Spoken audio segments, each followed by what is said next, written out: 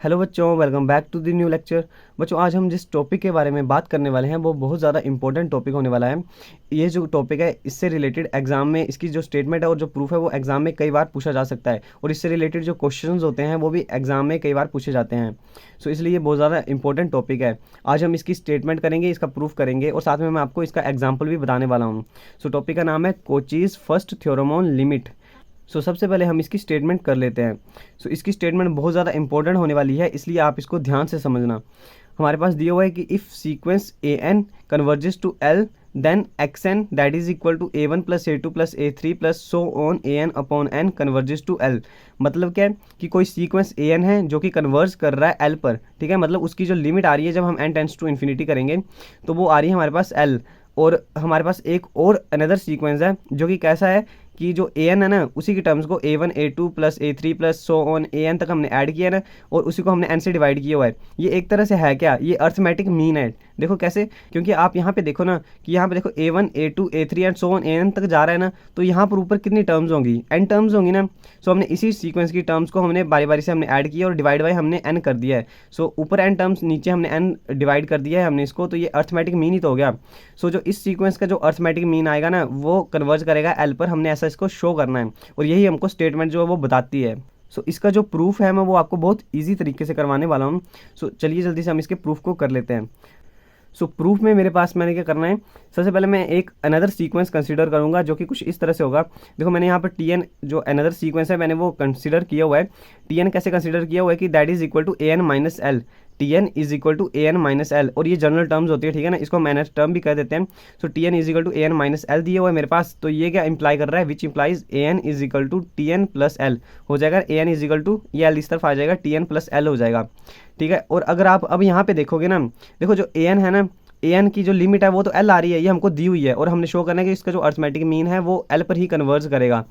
अगर A N की limit अगर एल होगी तो जब हम यहाँ पर एल भरेंगे तो एल माइनस एल क्या हो जाएगा, जीरो हो जाएगा, which means t n converges to zero, है ना। समझ रहे हैं आप मेरी बात को, मतलब ए एन की अगर लिमिट एल है तो मैं यहाँ पर एल भरूंगा तो एल माइनस एल क्या हो जाएगा, zero, that is t n is equal to zero. यानी कि टी एन जो कन्वर्ज कर रहा है जीरो पर।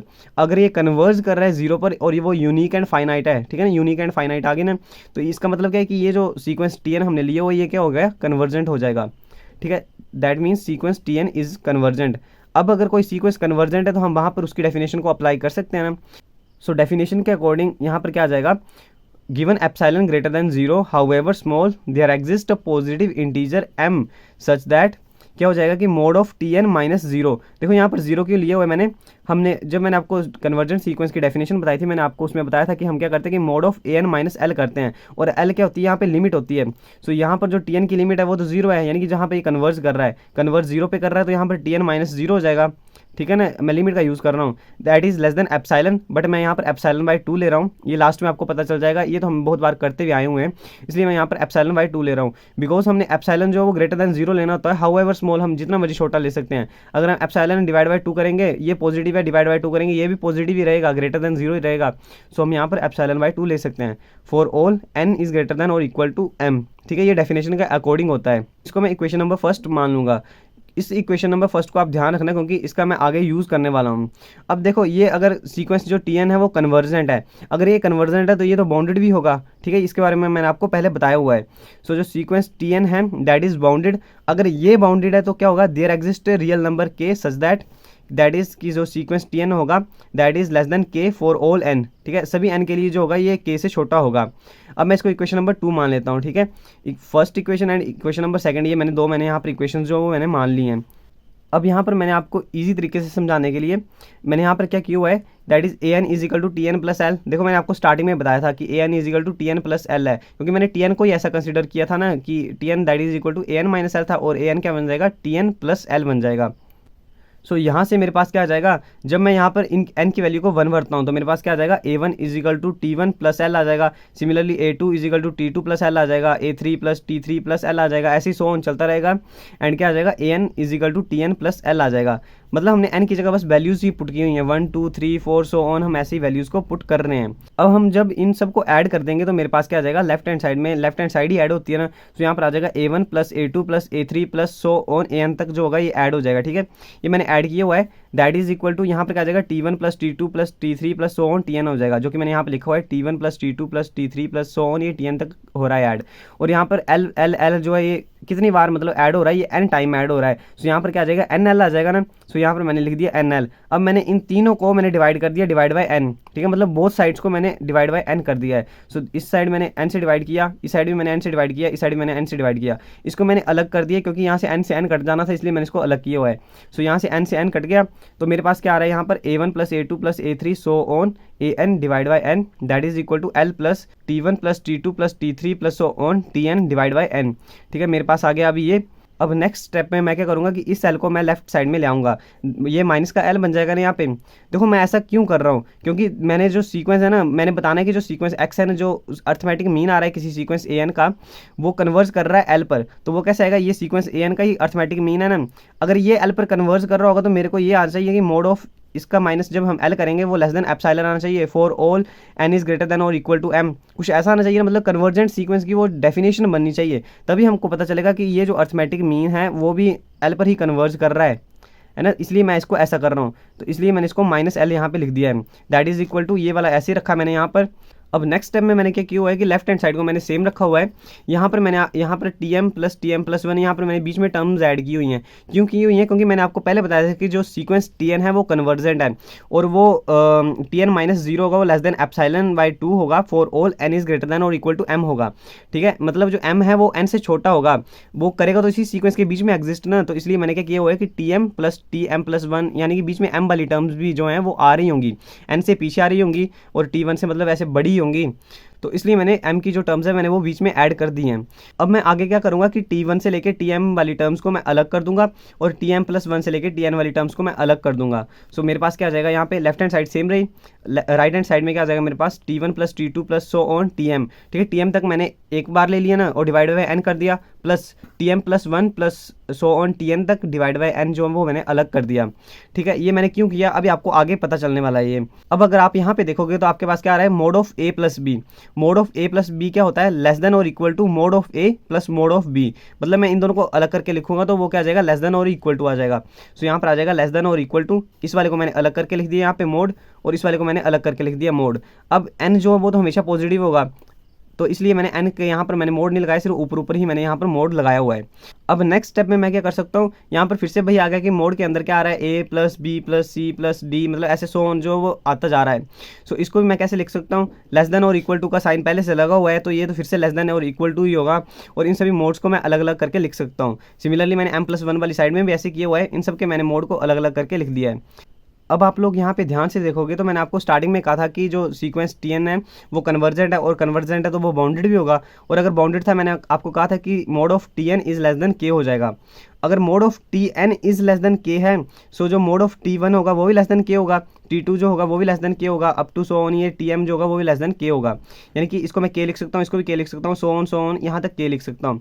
सो ये कितनी बार k मैंने यहाँ पर लिखा, m टाइम्स, देखो 1 से लेके m तक जा रही है टर्म्स, सो m टाइम्स मैंने यहाँ पे k लिखा, सो ये क्या बन जाएगा, m k अपॉन n बन जाएगा ना।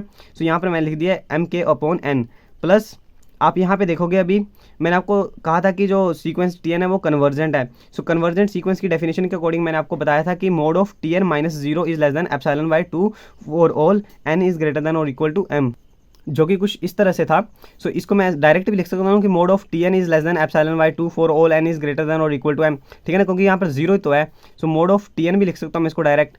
अब अगर मैं n की जगह m+1 पुट करता हूँ तो भी ये एप्सिलॉन बाई 2 से छोटा ही होगा ना, क्यों, क्योंकि ये जो रिजल्ट है ये ट्रू किसके लिए है, for all n is greater than और इक्वल टू m, और मैं बोल रहा हूँ कि m+1 is less than epsilon by 2। So n जो है मतलब मैंने n को m+1 चूज़ किया हुआ है, वो तो ग्रेटर देन m ही है ना, सो ये रिजल्ट उसके लिए ट्रू हो जाएगा ना। सो m+1 यानी कि Tm+1 is less than epsilon by 2 होगा, ऐसे ही Tm+2 भी लेस देन एप्सिलॉन बाई 2 होगा। कहाँ तक होगा, ये Tn तक होगा, ठीक है, n तक के लिए ट्रू है। सो Tn is less than epsilon by 2 already है।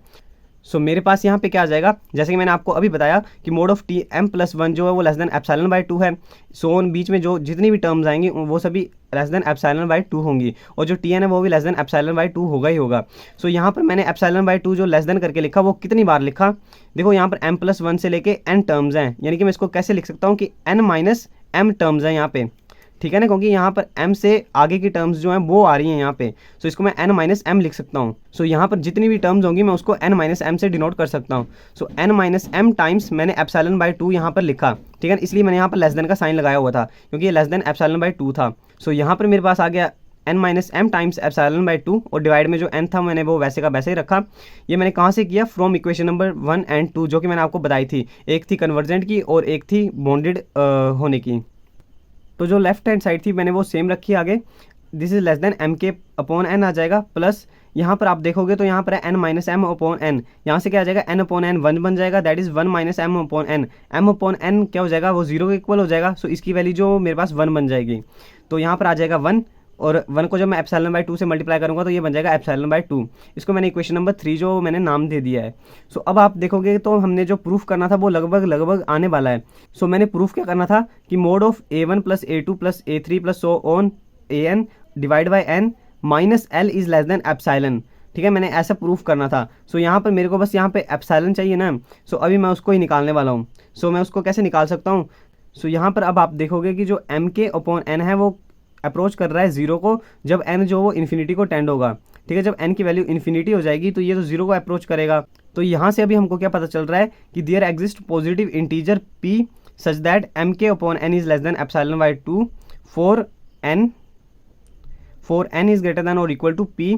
इसको हमने इक्वेशन नंबर 4 मान लिया। देखो ऐसा क्यों आया, क्योंकि मैंने अभी आपको बताया कि जो m के अपॉन n है वो 0 को अप्रोच कर रहा है, ठीक है, ये 0 को अप्रोच कर रहा है, बट एप्सिलॉन बाय 2 तो क्या है, वो ग्रेटर देन 0 है, ये मैंने ऐसे ज्यूम किया हुआ है। सो किसी p इंटीजर के लिए क्या हो रहा है कि m के अपॉन n जो है वो लेस देन एप्सिलॉन बाय 2 आ रहा है, ठीक है ना, for n is greater than और इक्वल टू p, मतलब जो p के जो भी बड़ी टर्म्स होंगी ना उनसे, तो उनके लिए जो है ये वैल्यू जो ये कंडीशन जो है वो सेटिस्फाई कर रही है। सो हमारा आंसर अभी आने वाला ही है। सो अब मैं क्या करूँगा कि let q is equal to maximum of m p, मतलब मैंने एम और पी का जो मैक्सिमम मैंने उसको क्यू मान लिया है। तो अब मेरे पास यहाँ से क्या आ जाएगा, इक्वेशन नंबर 3 कैसे बन जाएगी, यहाँ पर लेफ्ट हैंड साइड सेम रही, that is less than m k upon n था ना, उसकी जगह मैं क्या लिख सकता हूँ अब एप्सिलॉन बाय 2, एप्सिलॉन बाय 2 मैंने लिख दिया, प्लस एप्सिलॉन बाय 2 जो मैंने पहले से लिया हुआ था वो for all n is greater than और इक्वल टू क्यू, क्योंकि मैंने यहाँ पर p और m की जगह जो है मैंने वो मैक्सिमम जो मैंने वो क्यू को चूज़ कर लिया है। सो अब मेरे पास यहाँ से क्या आ जाएगा, यहाँ पर मेरे पास एप्सिलॉन बन जाएगा। So this is less than epsilon आ गया for all n is greater than और इक्वल टू क्यू। तो यही तो मैंने प्रूफ करना था, तो मेरे पास जो इसका प्रूफ है वो आ गया है। तो ये क्या बता रहा है मेरे को कि जो limit n tends to infinity है a1 plus a2 plus a3 plus so on an upon n है, वो भी कन्वर्ज कहाँ पे कर रही है, l पर कन्वर्ज कर रही है। इसका मतलब है कि जो सीक्वेंस हमारे पास जो l पर कन्वर्ज कर रहा था उसका जो अर्थमेटिक मीन है वो भी l पर ही कन्वर्ज करेगा।